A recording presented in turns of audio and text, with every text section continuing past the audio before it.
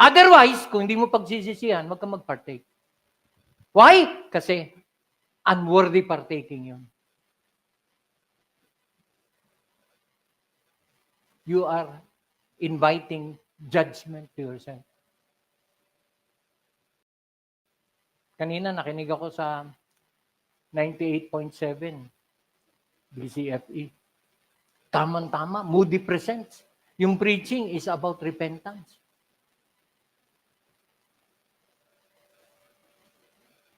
Sabi ng speaker, hindi man kailangan masyadong grievous yung kasalanan bago ka magsisi.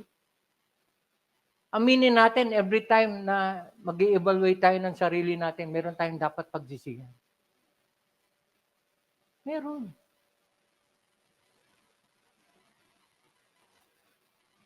So, Hebrews 12, ang sabi rito, let us lay aside every weight. Anumang pabigat na nandiyan dyan.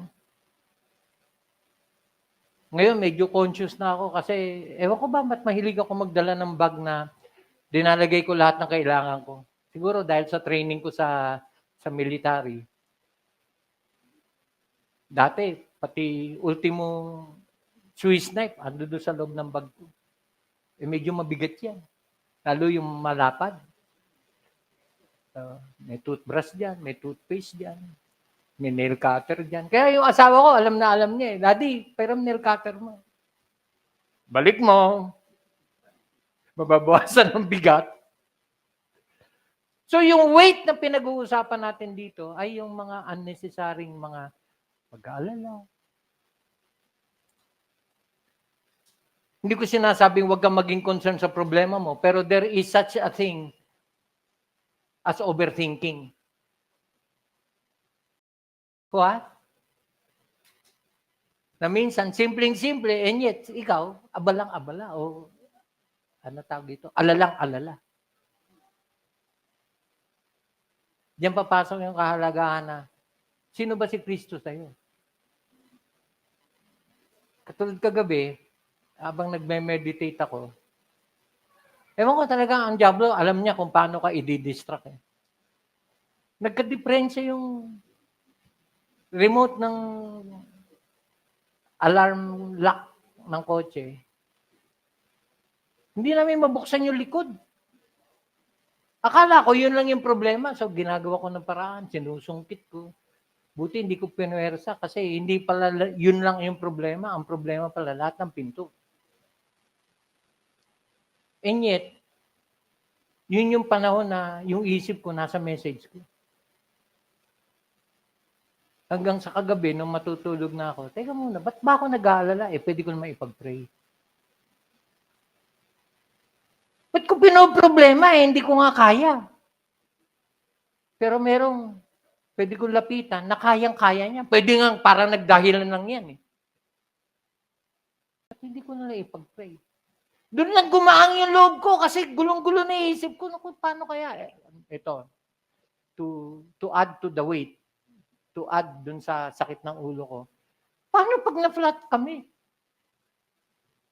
Hindi ko makukuha yung reserva. Hindi ko mabuksan yung likod eh. Kaya, matutulog na lang ako. Ang sakit na ng ulo ko. Tapos naisip yung mga lakad namin itong week na to. Bukas sa bukas, babalik kami sa City Hall. Mag-aasikaso kami ng correction doon sa death certificate ng mami ko na dadalhin sa US Embassy. Na kailangan correct lahat ng mga items, yung mga nakatilat. Ang dami kong mga babaguhin. Sira yung kotse ko. So, Wednesday, meron kami memorial service. Pupunta kami ng Laguna. Bulacan. So, ang daming mga isa lang ang solusyon. Nakumbinsi ko yung sarili ko para makatulog na ako. Si Kristo lang sapat na. Pag sinabi ko na sa Lord, ang prayer ko, tungkol sa kotse ko, Lord, i-guide mo na lang ako. Kanino ko dapat ilapit? Or baka sakali, maintindihan ko maigi yung manual kasi sinubukan ko na eh. Kaya lang, kita nyo, overthinking, nasa isip ko, baka kaya lumala. Kasi ang dami ko pinindot-pindot. Baka nagkamali, nalito na yung computer. Hindi ako makatulog kagabi. Kaya nung nag-pray ako, Lord, ikaw na bahala. Ituro mo na lang, Lord. Bigyan mo na lang kaming wisdom. I-guide mo na lang kami kung ano gagawin namin. Ano man yung mangyari, ano man yung dumating, at least ikaw yung mag-guide sa amin. Ito, nakarating naman kami ngayon ng Malwalhati.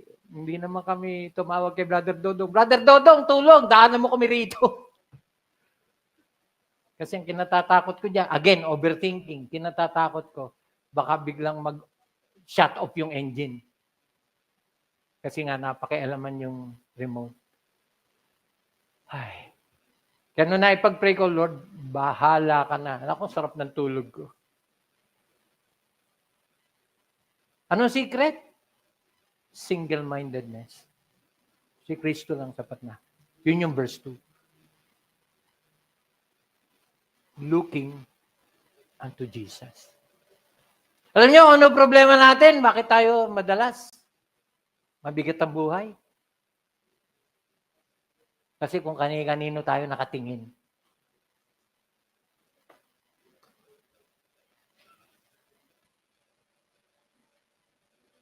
Tulad kanina, nagpakarga kami. At dahil may pila, nakapila ako dun sa, nakabuntot ako sa motor eh. Sabi nung gas boy, Sir, idiretso mo na lang kasi hindi aabot yung hose. Pag ganon. Gumanon ako. Kaya lang, nung igagalaw ko na, may nakaparadang motor sa likod ko. Hindi ako makaka-atras para maidiretso ko ng... Bumusina ako. Siguro, nabuisit siya sa busina ko. Kasi, nakailang beses kasi hindi niya marinig eh. Ang nakahalata, yung tricycle na nasa gilid ko. Uy, atras yan no. Tinitigan ako nung nasa motor. Pagtitig sa akin, may kahulugan yung titig. Siguro, na-istorbo yung ano niya. Yung pamamayapa niya, nakapila siya eh. Katwiran niya, ako sunod sa'yo. Ano problema mo? Pinapatras ako eh. Di, pagkatapos ako tignan ng masama, umatras. Pero paghawi niya nung kanyang manibela, yung gulong tumama sa likod. Naku, tumulak yung dugo sa ulo ko. Binangga ako! Pero alam nyo, para wag masyadong magalit, iniisip ko, hindi sinasadya. Kaya lang, isinasaksak ng Diablo yung nakita kong itsura niya nung tumingin siya sa akin. Nung hindi sinasadya, review mo nga, ano ba itsura niya? Bumaba ako. Kasi nagtago siya eh. Lumipat siya doon sa nagtago sa isang sasakyan. Hinabol ko siya. Ba't mo ko binangga? Sabi ko. Alam niyo, imbis na sumagot siya ng pasensya na po, tinitigan ako masama.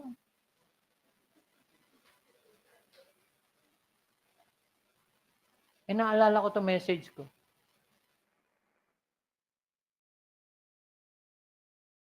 Sabi ko sa sarili ko, ba't sisirain ko araw ko dahil sa taong to? Ang ganda ng message.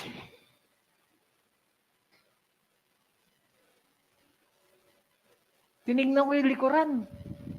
Wala naman nagalos. Binalikan ko siya. Sabi ko, sige na. Okay na. Tapos yung lahat ng mga nakapaligid, nakatingin sa amin, sabi ko sa loob-loob ko, bahala na kayo na humatol. Parang sa Facebook lang na kayo na ang mag-judge. Pero sa totoo lang, marami tayong mga pinagdadaanan sa buhay na kung bibigat yung sitwasyon, hindi na kasalanan ng ibang tao. Tayo na may kasalanan. Kasi pwedeng maliit, palakihin. Yung magaang, pabigatin. So, sabi rito, let us run with patience the race that is set before us. Alam niyo kung ano yung ibig sabihin nun? Bitawan natin anumang kasalanang nakakabigat sa atin. By the way, ano yung Tagalog? Kasi gusto kong tignan natin yung salitang beset.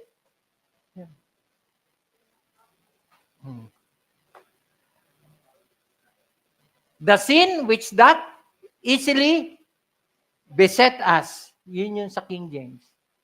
At yung word na easily, walang kahirap-hirap. Bakit? Kasabot ka dyan eh. Hindi kasalanan ng kasalanan na dumating siya sa buhay mo. Hindi. Yung pinapili ka, ang dali mong piliin eh. Tama? Hindi ka na nga nag-isip eh. Ito masama. Pag pinili mo siya, hindi na siya bibitaw sa'yo. Ano yung salita?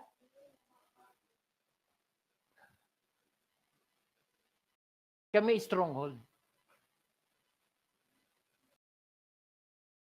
Hindi lang ikaw ang nakakapit, kundi siya parang talaba na nakakapit.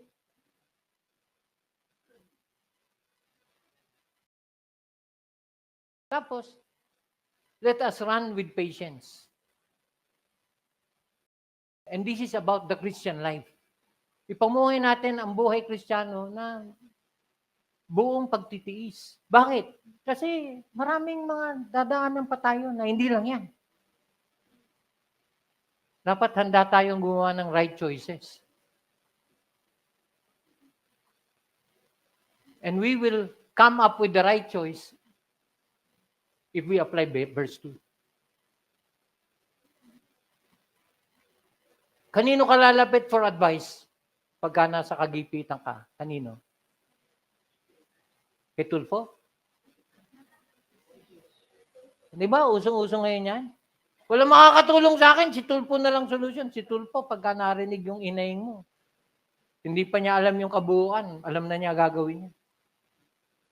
Papatanggal natin sa trabaho. Ang daling magpatanggal sa trabaho. Kaya ang daming tao, sinasamantala. May Tulfo eh. Alam niyo, pag ang Panginoon ng kalaban mo, hindi mo kailangan si Tulfo. Hindi ka kayang ipagtanggol ni Tulfo.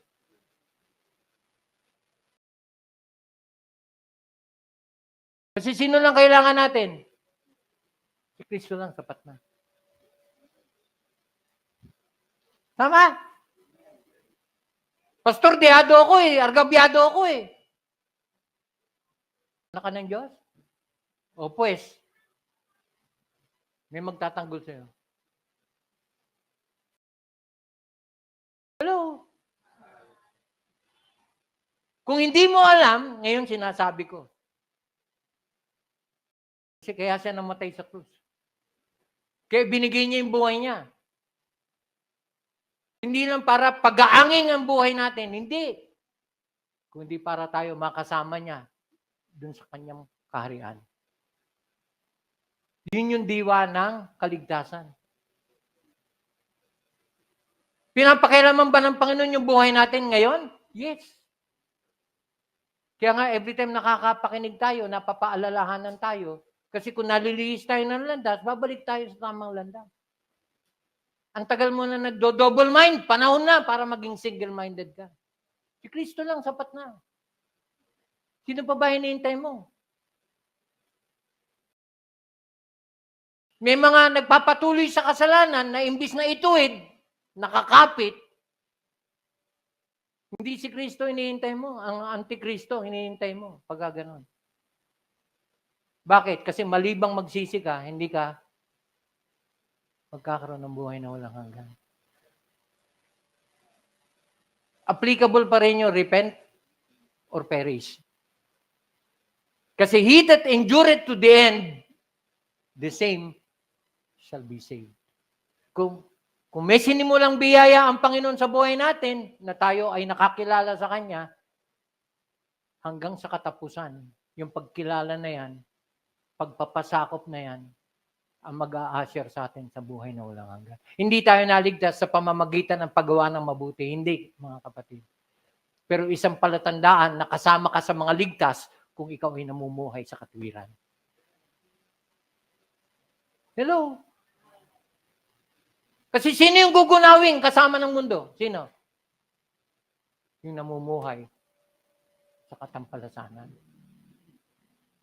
So, looking unto Jesus, the author and finisher. Underline the two words. Anong problema nyo? Si Kristo lang sapat na. Bakit? Siya ang nagsimula and definitely siya ang magtatapos. Kaya nga napakahalaga na may makita tayong ginagawa ang Diyos sa buhay natin. Kasi kung wala, puro ang diablo ang gumagawa, something is wrong. Baka walang nasimulan. Kasi ano tatapusin kung walang nasimulan? Hello? Kaya yung panawagan na para tayo ay bumitaw sa anumang kasalanan ay para sa mga anak ng Diyos na naliliis ng landas. Hello? FYI, nasa introduction pa rin tayo.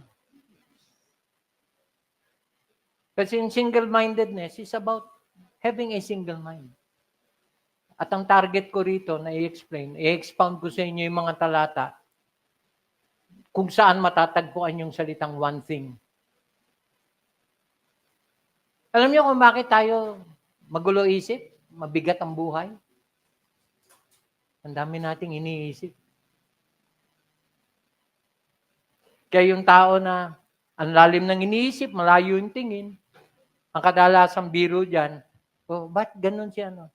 Iniisip niya kung paano mapapasa kanya Malacanang. Joke lang yun, di ba? Pero ba't nakakatawa? Kasi imposible yung iniisip niya. Maraming Kristiyanong ganun. Tama! Tapos gagawin niyang katwiran. Walang imposible sa Diyos eh. Oo nga, pati Diyos, kinakasangkapan mo pa. Sa kalokohan mo. Simple lang ang ipinapagawa ng Lord. Yun lang, sundin mo. Tapos na usapan eh. Ang dami kong talata na sa third point ko ilinagay. Yung steadfastness. Paano magiging steadfast ang buhay Kristiyano natin? Magsisimula rito sa pagiging single mind. Kasi kung sa Panginoon lang nakapako attention natin, hindi tayo matatangay ng kung anumang problema. Hello? The author and finisher of our faith. So ang halimbawa sa buhay natin ay hindi si Pastor Bob, hindi si, ano pangalan nito? Si Paul Tanchi, o kung sino pa yung mga hinahangaan nating. Sino yung example natin na dapat nating pamarisan? Ang Panginoon. Lahat ng mga pinagdaanan niya, He endured. Without even complaining. He endured the cross, despising the shame, and He sat down at the right hand of the throne of God. Dito ko nakuha yung title. Si Kristo lang sapat na. Kasi kung pinagdaanan ni Kristo, definitely, hindi papayagan ni Kristo na hindi tayo matulungan. Kasi andi dito rin sa Book of Hebrews na ano man yung pinagdadaanan natin, alam ni Kristo kung ano yun.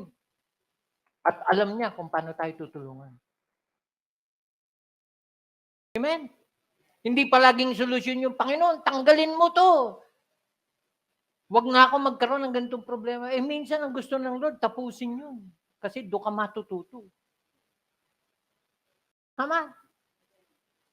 Kaya kadalasan ang prayer natin, ang tamang prayer, Lord, thy will be done, not my will. Bakit? Kasi minsan, pag nag-pray tayo, lalo pag nasa gitna tayo ng problema, yung prayer natin mali. Kailangan mong pera, naghahanap ka na mauutangan. Bakit mauutangan agad na nasa isip mo? Pwedeng bigyan ka ng Lord na walang utang. Tama? Saan ka ron? Kagabi yung prayer ko na nakapagpawi talaga ng pangamba ko. Kasi nag-overthinking na ako eh. Lord, baka maplatang kami. Naku, iiwanan ko kung saan yung sasakyan kasi hindi ko mapapalitan ng reserba. Nung pinag-pray ko na, Lord, bahala ka na. Either i-guide mo ako sa tamang talyer, kung hindi man doon sa service center. Kasi sabi agad ng kapitbahay ko, nung tinanong ko siya, mahal sa service center. Baka mataga ka. Totoo naman. So, nakadagdag. Ang ganda naman ng pa-birthday ko. Thank you. Prayer ko, guide me, Lord. Guide me sa right person, right place. Or, guide me, give me wisdom what to do. I'm open to your leading, Lord. Kaya hanggang kaninang umaga, nagtatanong si Carol, paano dad yung ano? Hindi ako makasagot. Bakit? Kasi yung prayer ko, Lord, I'm waiting for you. You guide me. Alam niyo, sa buhay natin, hindi naman mahalaga yung gusto natin. Anong proof ko na hindi mahalaga yung gusto natin? Yung prayer ni Christ, not my will, but thine be done. Bakit? Kasi kadalasan, pag yung gusto lang natin ang nasunod, kadalasan pumapalpak. Tama? Kasi in every decision that we make, kung tama yung linapitan natin, yun lang, sapat na. So, kanino tayo lalapit? Matthew 11, verse 28 to 30.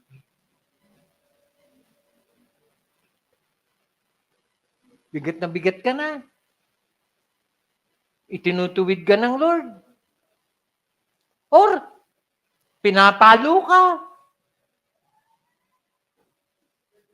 Imbis na lumayo ka, lumapit ka.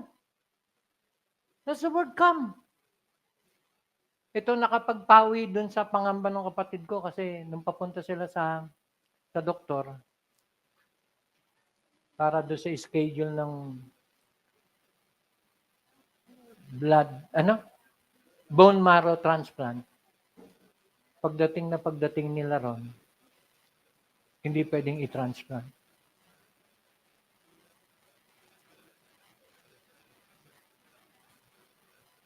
Sabi ko, bakit? Kasi tumaas yung cancer cell. So, kuya, mangiyak-ngiyak niya sinasabi. Kuya, back to square one kami. Hindi pa namin alam kung matutuloy pa. So, hindi ko alam kung paano ko i-comfort kasi cancer is cancer. Tapos iyak na nang iyak yung kapatid ko. Nakikinig si Carol. Sabi ko, Alin, ewan ko kung makakatulong ito. Pero right now, it's not even about the disease. It's not about the cancer. It's now about you.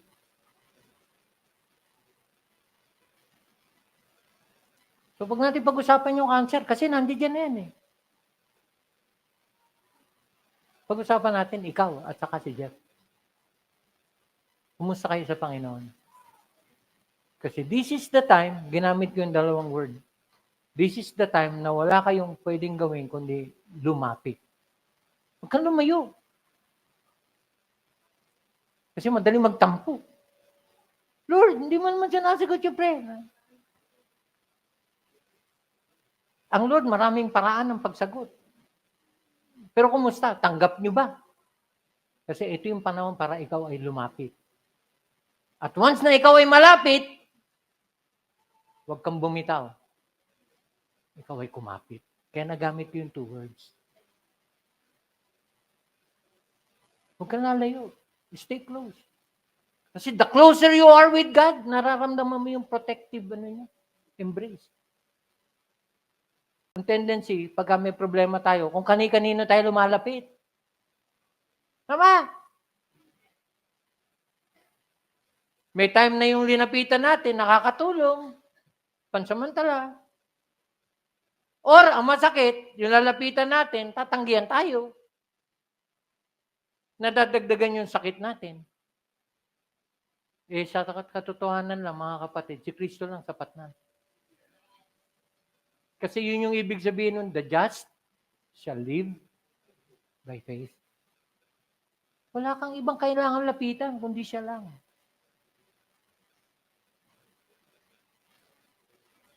Lumapit. Stay close. Kumapit. And by the way, sabi ko, bago ka pwedeng makakapit sa Panginoon, bitawan mo muna kung ano yung hawak mo.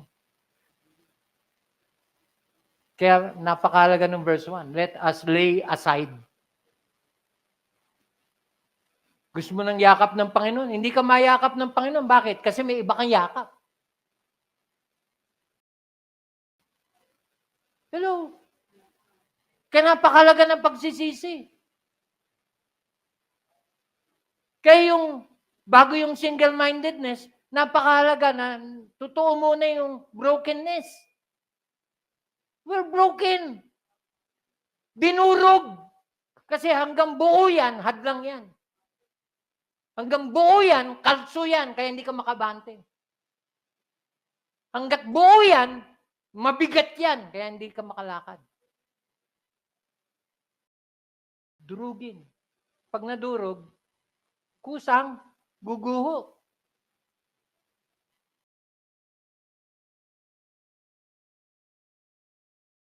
Look at verse 3. For consider him that endured such contradiction of sinners against himself, lest ye be wearied and faint in your minds.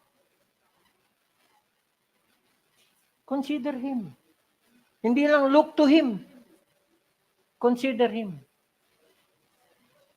Siya yung best example natin. Siya yung best nakakampi natin. By the way, hindi kalaban ng Diyos. Alam niyo yung problema sa 1 John chapter 2, verse 15 to 17. Yung friendship with the world is enmity with God. Alam niyo kung sino yun? Unbelievers yun. You must gusto lang i-maintain yung friendship with the world rather than their love for the Lord. Kaya ngayong umaga, yun yung napakalagang katanungan. Sino bang kailangan natin? Sino bang totoong mahal natin? Sino ba yung talagang pwedeng makatulong sa atin? Hindi ka na magdadalawang isip. Kung ang pananampalataya ang paiiralin natin. Amen? Looking unto Jesus, the author and finisher of our faith, who for the joy that was set before him, endured the cross, despising the shame, and he sat down at the right throne of God. Si Kristo lang sapat na.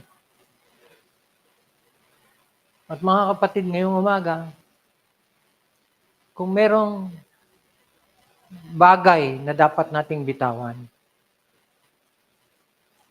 merong bagay na dapat nating iwanan sa buhay natin. Hindi sa buhay ng katabi mo, ha? Kasi naniniwala ako doon sa kasabihang buntot mo, hila mo. Huwag mong i-connecta yung pagkukulang mo sa pagkukulang ng mga magulang mo. Yung kasalanan mo sa kasalanan ng tatay mo, nanay mo. O kasalanan ng kapatid mo. Hindi, ang pinag-uusapan natin ngayong umaga, yung sarili nating kalagayan sa harapan ng Diyos.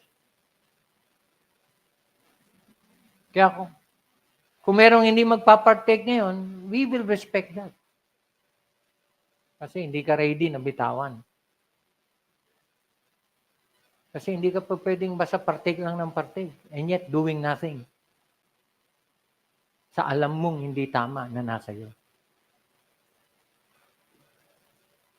At walang hahatol sa'yo, uy, ba't di ka nag-partake? Walang hahatol sa'yo. Walang ganon.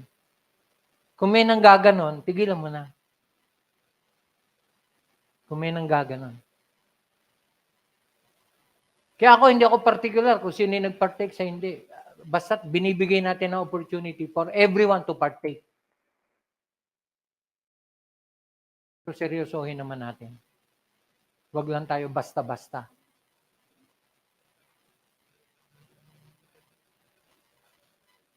First Corinthians chapter 11. By the way, hindi ko na talakay yung topic ko, ha? So, yung susunod na schedule ko, itutuloy ko yung na-introduce ko, ha? Okay ba yun? Hindi naman kayo nabitin, di ba? Natapos naman, di ba? Sabi ko sa inyo, yung Hebrews 12:1 and 2, sapat na eh. Marami pa sanang talata yun. 1 Corinthians chapter 11.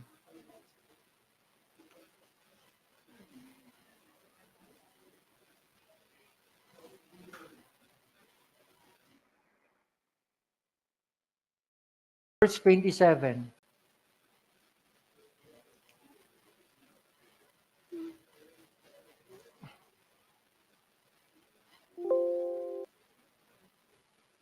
Kasi ano man nakakabigat sa atin? Lack of faith. Pagkukulang sa pagtitiwala, kaya ka nag-aalala. To the point na sobrang alala na nakakalimutan mo na may Diyos ka. Kahit doon sa mga namamatayan huwag kayong malungkot ng higit sa kailangan. Hindi masamang malungkot. Pero yung nalulungkot ka na halos gusto mo sumama, minsan parang biro, no? Pero wag, sinasabi lang ng Bible, wag tayong mag-over. Malulungkot ka, okay lang. Pero wag sobra. Katulad ng mga walang pag-asa. Kasi ako, nung mami ko, nung nabalita akong bumigay na, at least, may naghihintay na sa atin sa langit. Ilang araw, sumunod yung pinsan ni Carol. Kaya maraming bumibigay. Sabi ko nga, nung nag-pray kami, yung pamilya nung pinsan ni Carol, ando doon kami, kasama kami. Nung nag-pray ako, isinama ko na sa prayer ko, Lord, hindi namin alam kung sino susunod. Pero pinagpe-pray ko ngayong umaga na sana maging handa kami kung sakali man dumating ang pagkakataon na yun. Makilala ka namin ng bawat isa sa amin in a very personal way para ma-check namin, Panginoon, na kung mamamatay kami, saan kami pupunta. Yun yung mahalaga. So, verse 27, wherefore, whosoever shall eat this bread and drink this cup of the Lord unworthily shall be guilty of the body and blood of the Lord. Of course, unworthy partaking, ibig sabihin yan, hindi ka nag-examine ng sarili mo. Hindi mo inalintana yung kailangan mong pagsisihan. Kaya sabi sa verse 28, but let a man examine himself. Himself. Not others. So let him eat of that bread and drink of that cup. After a personal examination, and of course, after confessing it and repenting of it, proceed with partaking. Kasi hindi lang ito yung pag-partake, no. Ano ba yung purpose? Ano yung purpose? Bakit tayo nagpa-partake? Inaalala natin yung paghihirap, yung pinagdaanan ni Kristong pahirap, at yung kamatayan. na idinulot ng pagkakapako sa krus.